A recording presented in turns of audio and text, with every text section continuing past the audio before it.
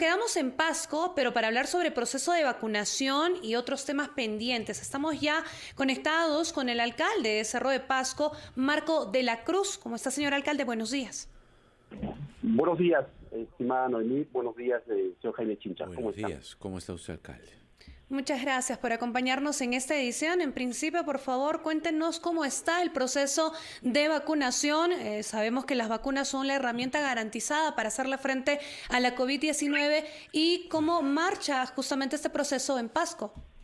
Sí, en una entrevista anterior en Radio Programas, el 25 de septiembre, mi persona como alcalde provincial abordó este tema y quiero aclarar justamente unas palabras mías mal dichas o en todo caso mal interpretadas. Mencioné que el 30 de mayo de este año el Perú tenía 64,000 casos de COVID fallecidos y el día siguiente, el lunes, amanecimos con la noticia de que había 180,000 casos.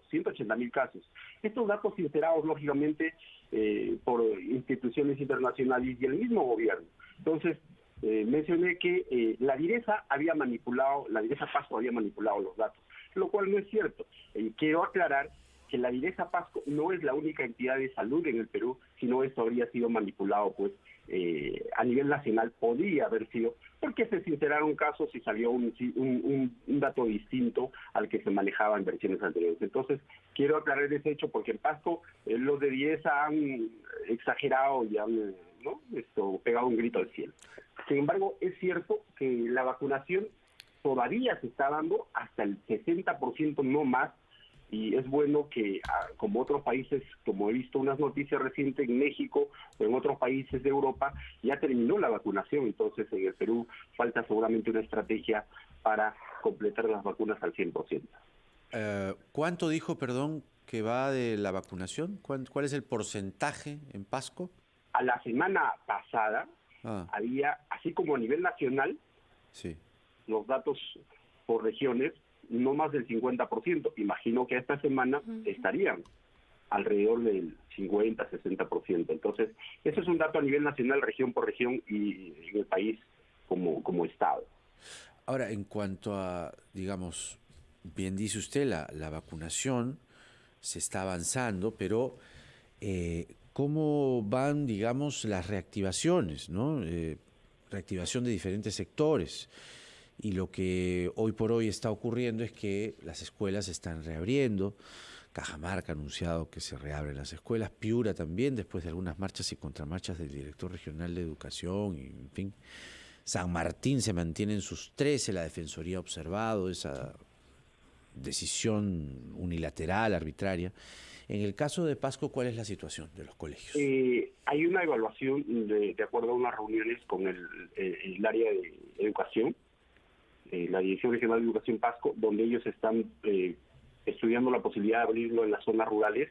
Esto lo determinarán ellos mismos de acuerdo a su política interna, pero como alcalde provincial, nosotros siempre vamos a dar las facilidades para la educación y para la reactivación económica. Nosotros, este 29 de noviembre, vamos a cumplir un aniversario más, en el cual para la reactivación económica local vamos a hacer una caravana de artistas locales, musicales y culturales, contratados específicamente por la municipalidad para reactivarlos económicamente, porque durante la pandemia han estado totalmente paralizados.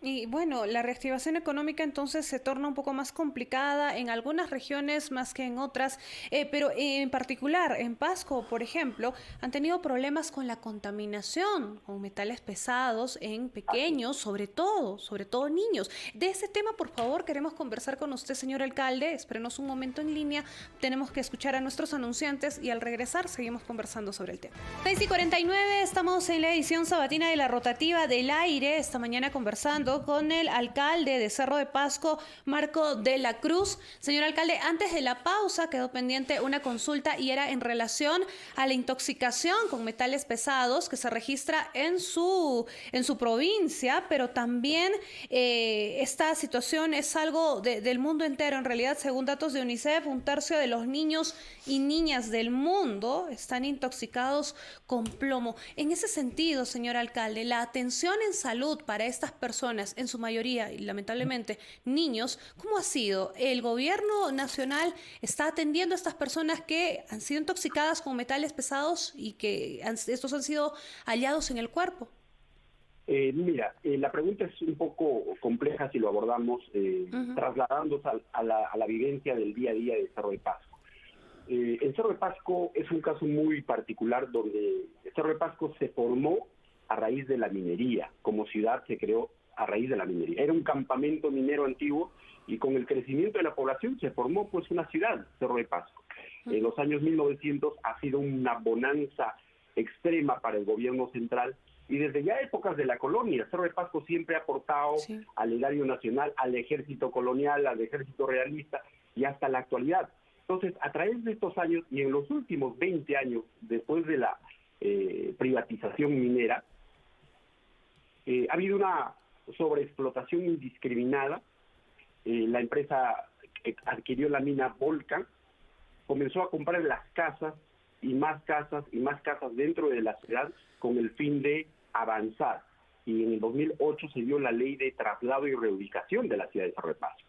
Entonces, esta ley, aunado a la sobreexplotación, trajo inestabilidad y trajo una contaminación de plomo en los niños. ¿Por qué inestabilidad? Porque al haber una ley de traslado, ni el gobierno central invertía, porque es una ciudad que supuestamente se va a trasladar, ni las empresas privadas invertían en centros comerciales o en grandes inversiones, porque es una ciudad que se va a trasladar. Claro, pero la situación al día de hoy, ¿cuál es? A la par, la situación al día de hoy es: no hay desarrollo en temas sociales del Estado, educación, salud, carreteras, infraestructura, electrificación, y en el sector ambiental, en el sector sanitario, en 2017 hubo una evaluación de más de 3.500 niños en los límites entre la ciudad y la mina, en la frontera misma, hubo una evaluación. De los 3.500 niños, el 90% han salido contaminados con niveles elevados por mayores de los límites permitidos. El 90%. El 90% en la zona, no en toda la ciudad, que debería ser. Quien le habla debe tener también esos metales pesados en la sangre. Pero hay niveles permisibles de acuerdo a la Organización Mundial de Salud y hay otros niveles. Los niveles dicen que 5 mililitros hay para abajo son permisibles, pero hay niños que tienen 7, 9, 12, 17, 19 y son personas y niños, sobre todo ataca a niños de 0 a 6 años en la infancia y los deja en una condición severa. La psicomotricidad es muy pobre en los niños, el desarrollo del lenguaje también es muy pobre y lo que perjudica es no tienen concentración durante la etapa escolar.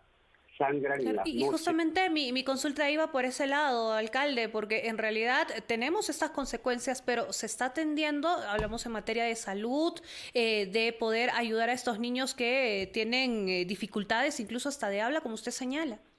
Sí, ahí yo quiero recalcar, a la par de haber la privatización indiscriminada de las empresas, no solo en Pasco, sino en el Perú de las mineras, se ha dejado de lado el tema social del Estado. Es decir, se han privatizado, pero no se han construido clínicas de desintoxicación de plomo en la sangre. No se han preparado el sector salud, el gobierno. Por ejemplo, en el Perú solamente hay 4 toxicólogos. No tenemos en Cerro de Pasco un toxicólogo, no tenemos un neumólogo, no tenemos un neurólogo, no tenemos especialistas que vean a detalle este tipo de enfermedades raras. Entonces, como municipalidad y como población nos hemos sentido abandonados por el Estado. Es por eso que la semana pasada ha llegado el asesor del ministro de Salud. Esta marcha ya lo venimos desde julio, desde que se dio por conocido el electo presidente Pedro Castillo. Ya hemos gestionado con los congresistas de Perú Libre, con los congresistas de Fuerza Popular, de Renovación, con los congresistas de Avanza País. ¿Para qué? Para que en el Congreso vea una modificación presupuestal a una partida específica. Porque en Pasco no solamente estamos viviendo la pandemia COVID-19, también la anemia, también la desnutrición crónica, pero adicional a ello, los metales pesados como el plomo en la sangre. Y esto causa severas repercusiones en nuestra infancia y en la educación. Entonces, Felizmente, ya aquí tengo que agradecer también la congresista Roselia Muruz de Avanza País, los congresistas Frei Díaz, Pasión Dávila de Pasco, coordinado con el Ministerio de Salud, estamos llevando una solución, y esta primera semana de noviembre el Ministerio de Salud con el ministro Hernando Ceballos se ha comprometido a elaborar el primer informe hacia el Congreso de la República para la probable y posible instalación de una clínica de desintoxicación de plomo en la sangre. Entonces, vamos a ser los primeros en el Perú y en muchos países. No existe este tipo de clínicas para descontaminar estos metales pesados. Si bien es cierto, ya no son reversibles al 100%, pero lo que nosotros exigimos es que se atienda cuando ni bien se detecta en los inicios de esta enfermedad. Entonces, sí se puede contener, pero ¿qué hacemos con las personas y niños que han fallecido, así como el 14 de septiembre falleció una niña ícono después de 7 años de contaminación? Lamentablemente acaba de fallecer. Muy bien, señor alcalde, muchas gracias. Marco de la Cruz, alcalde de Cerro de Pasco, con nosotros. Ha sido un gusto conversar con usted. Que tenga muy buenos días. Son las 6:56.